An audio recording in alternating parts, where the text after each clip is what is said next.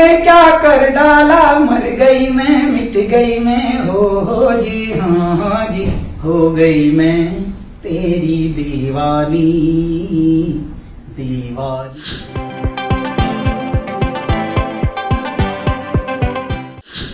नमस्ते, मैं सृष्टि और हमारे साथ मौजूद है बॉलीवुड के मशहूर सिंगर कैलाश खेर।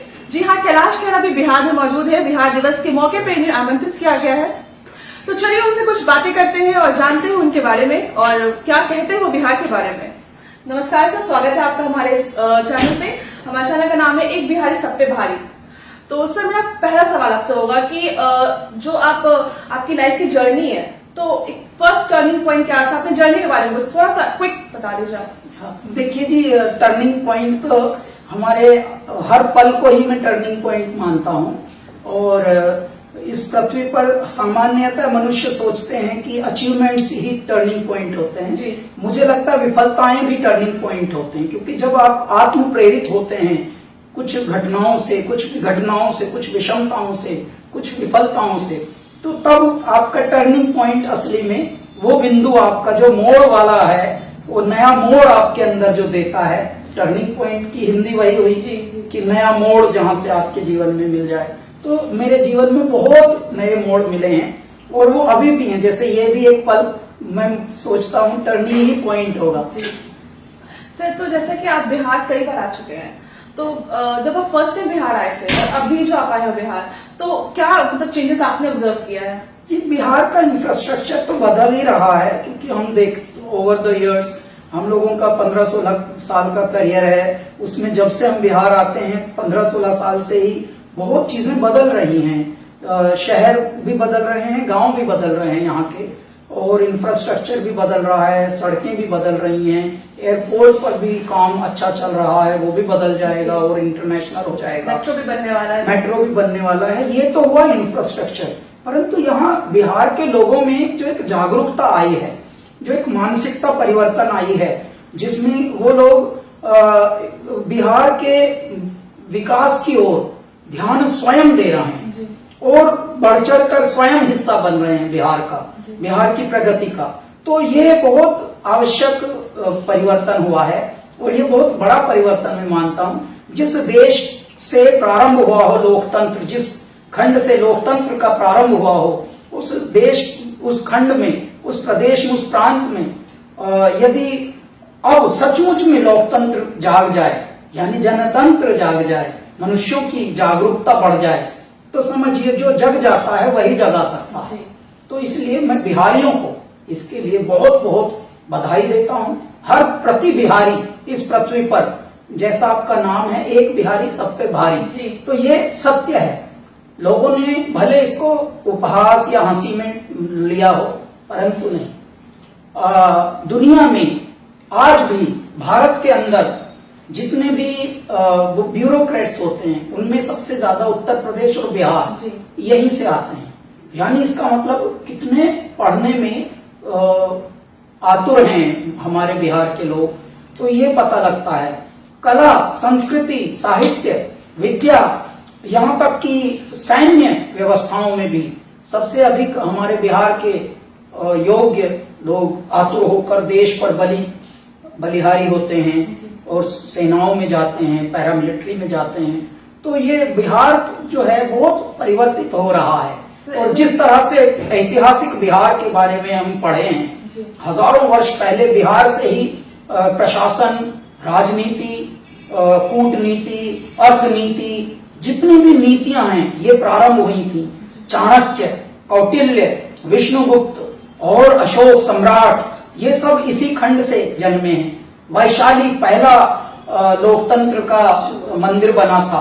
तो मैं आपको बताऊं, ऐसे खंड पर आज इतना परिवर्तन देख, बिकॉज बीच में सुनने में यह आता था कि मूर्खता की चीजों पर भी लोग इतने बलिहारी होते थे, लेकिन अब वो थोड़ा संभल गए हैं। तो यानी अभी आंख तो थी, अब दृष्टि भी है। तो हर बिहारी को मैं इस बात की बधाई देता हूँ और अभिनंदन के पात्र हैं। जैसे कि हमारा चैनल का नाम है एक बिहारी सब पे भारी, इस लाइन से आप कितने सहमत हो?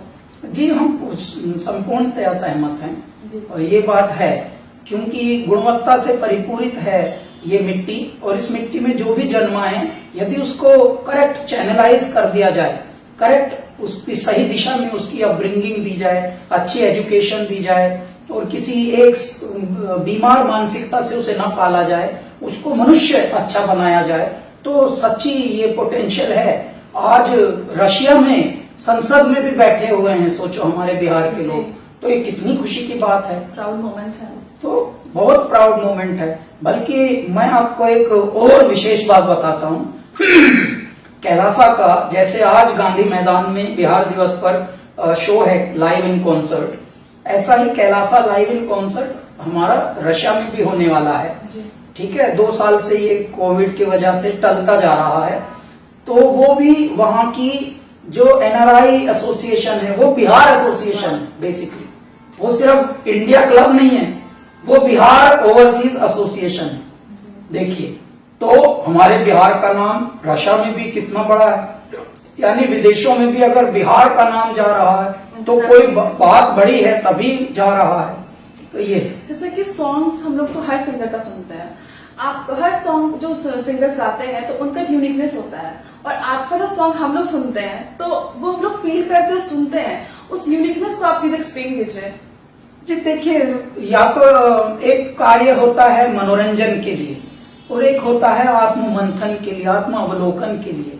तो शायद इनबिल्ट हम लोगों का ये तरीका है कि हम फूहड़, कोई सतही, कोई भी बेतुकी, कोई भी बेहुदी, ये चीजें हमसे होती नहीं।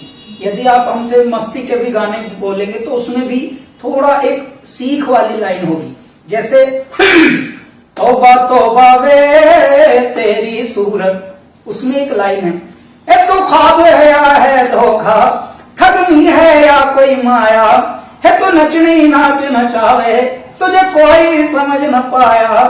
तो देखिए, अब ग्रीड को इफ यू पर्सोनिफाइड, अगर उसको आप लालच को एक किसी स्वरूप में देखें तो ख्वाब है या है धोखा, ठगनी है या कोई माया, है तो नचनी नाच नचावे, तुझे कोई समझ न पाया। बड़े बड़े तूफानी लोग भी फंसते हैं लालच में। तेरी नजरों की धार तीखी तीखी है कटार, जो भी देखे हो तो गया बस मारा, उफ तौबा तौबा तौबा उफ। तो हमारे गाने होंगे ऐसे जैसे भौतिक, लेकिन उसमें कुछ अलौकिक अर्थ छुपे होते हैं, इसलिए वो हृदय पे असर करते हैं। जी, जैसा कि आपका गाना हम सुनते हैं तो बहुत सूदिंग और रिलैक्सिंग लगता है, तो सर आप अपने गाने कब सुनते हो, मतलब ऐसा कोई मोमेंट आता है जब अपने गाने आप सुनते हो?